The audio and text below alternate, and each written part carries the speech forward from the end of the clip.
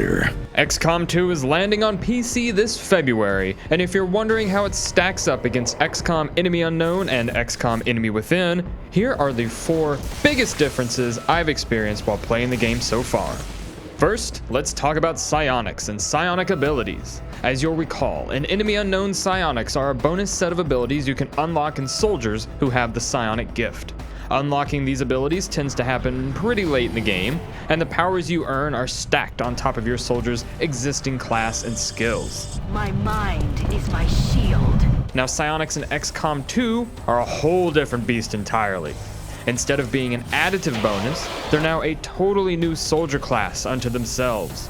Unlocking the psychic gift still requires some research and the construction of a psi-lab, but both of these things can occur very early into the campaign, much earlier than in Enemy Unknown. And the results are still just as devastating.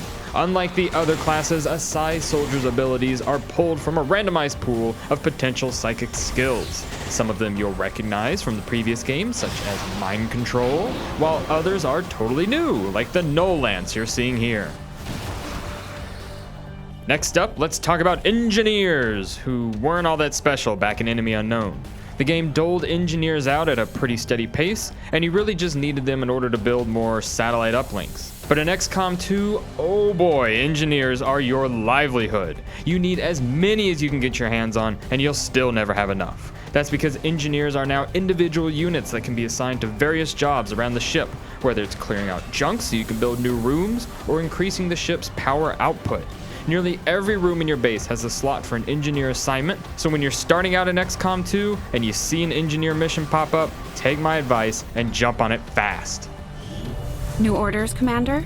Third, I want to talk about your typical mission structure in both XCOM games. Enemy Unknown almost always has you wandering through the fog of war, tiptoeing across the battlefield while trying to puzzle out where the enemy is hiding. If you're playing with the Enemy Within expansion, then the allure of meld encourages you to speed up the hunt, but typically you're playing a slow, cautious game.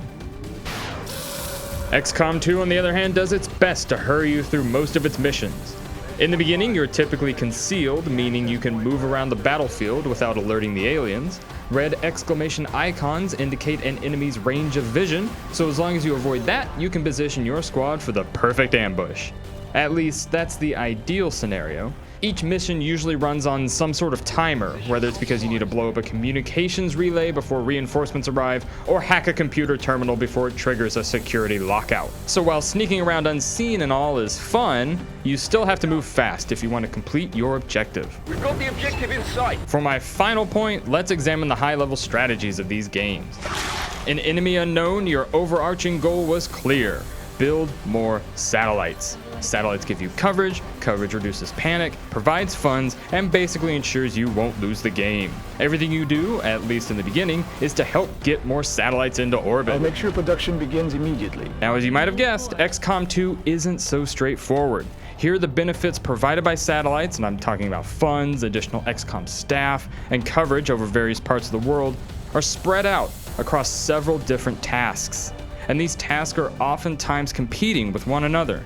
You will run into situations where you can either send your ship to collect supplies from a disabled alien transport, or rescue a scientist who's being held captive.